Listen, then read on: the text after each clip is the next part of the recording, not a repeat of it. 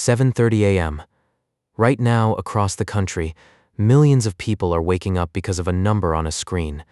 It feels permanent, like time is stitched into the fabric of the universe. It's not. Physicists will tell you past, present, and future might all exist at once. Time wasn't discovered, it was invented, not to measure your life, but to control it.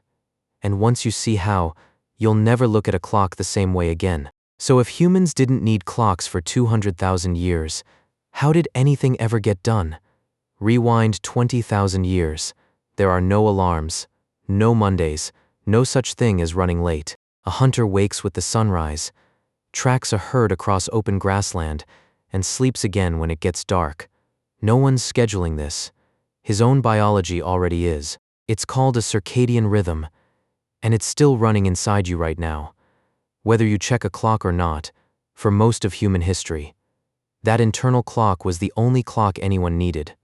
Nature supplied the patterns, sunrise, sunset, the changing seasons, and for 200,000 years, that was enough. But somewhere along the way, humans stopped just following those patterns. We started turning them into rules. And once a pattern becomes a rule, someone has to enforce it. If sunrise already told people when to wake, and hunger already told them when to eat, what problem were we actually trying to solve? Not kings, not scholars, farmers. About 12,000 years ago, humans made one of the strangest trades in our history. The instant reward of hunting for the delayed reward of farming.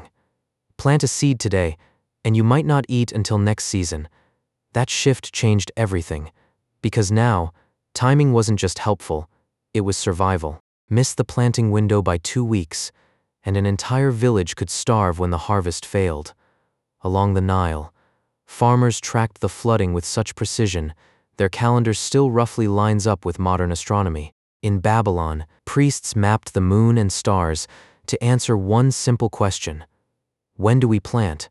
When do we harvest? And farming wasn't even the start of it. Some hunter-gatherers were already notching bones to track moon phases, tens of thousands of years earlier. Farming didn't invent tracking time, it made tracking time non-negotiable. But a calendar only tells you what day it is. It still can't tell you what hour it is, so who needed hours? The church did. Medieval monks had to pray at exact intervals through the night. Miss one, and it was treated as a real spiritual failure.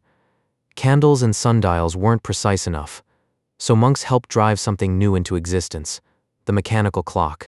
That clock didn't stay inside monastery walls for long. Soon, towns began building clock towers in their central squares.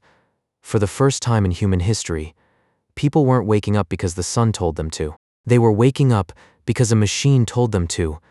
That's a much bigger shift than it sounds. For thousands of years, time was something you experienced. Suddenly, it became something you obeyed. Then the Industrial Revolution took that idea and multiplied it. Factories couldn't run on whenever the craftsman feels ready. Steam engines, assembly lines, and thousands of workers all depended on everyone starting and stopping at exactly the same moment. For the first time, employers weren't just buying finished products. They were buying human hours, not skill, not craftsmanship, just blocks of a person's day. Sold by the clock. Historians call this time discipline, and it's the direct ancestor of your 9 to 5, your lunch break, your work schedule, and even that strange feeling on Sunday night, when Monday morning starts creeping into your mind. The clock went from helping monks organize prayer to quietly restructuring how billions of people spend their entire lives. It didn't conquer the world with armies. It conquered the world with a bell, and somehow everyone simply followed. But something even stranger was about to happen. Humans didn't just start measuring time. Time started measuring us. Here's the part that breaks the whole illusion. If clocks are objective, why does 1 hour on vacation disappear like 10 minutes, while 1 hour in a waiting room feels like forever? Because your brain was never built to measure seconds. It measures experience. More specifically, it measures novelty. How much new information it has to process, understand, and remember. Neuroscientist David Eagleman has spent years studying this gap between clock time and brain time. And the short version is simple. Your wristwatch and your brain are playing two completely different games. Your watch ticks at exactly the same speed, every second, every minute, every day. Your brain doesn't. It speeds up, it slows down, depending on how much is actually happening to you. That's why a 2-week vacation filled with new places, new people, and new experiences can feel longer in your memory than 6 identical months of repetitive work, even though those 6 months lasted far longer. It's also why childhood summers felt endless. But adulthood seems to disappear faster every single year. As children, almost everything is new. Every day, your brain records thousands of fresh details, new places, new friends, new experiences, new emotions. But as adults, our routines become predictable. The drive to work, the same office, the same conversations, the same schedule. Your brain stops recording every detail because it doesn't need to. Instead, it compresses everything together. New experiences, stretch time, repetition compresses it, which means the clock on your wall has never actually been measuring your life. Your memory has. So let's put it all together. Nature never invented hours, weekends, deadlines, or the 9 to 5. Humans built every one of those, first to survive as farmers, then organize growing civilizations, later to coordinate trade, to run factories, to build modern cities, and eventually to make sense of our own lives. Those inventions gave us science, medicine, global trade, technology, and the modern world. Without shared time, none of it would exist.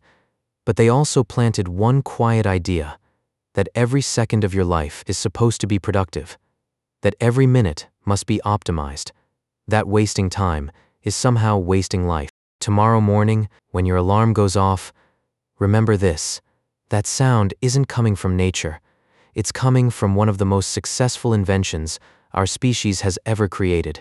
An invention so powerful, it quietly reshaped how billions of people sleep, work, eat, travel, and even think. We stopped organizing time, and somewhere along the way, time started organizing us. Maybe the strangest thing humans ever invented wasn't the clock. It was the belief that life could be divided into tiny pieces, and that every one of those pieces belonged to us. The next time you glance at your watch or check your phone, ask yourself one question. Are you measuring time? Or is time measuring you? If this changed the way you see something as ordinary as a clock, there's an entire playlist waiting for you about the everyday things humans invented that completely changed the way we live, without us ever noticing. I'll see you in the next one.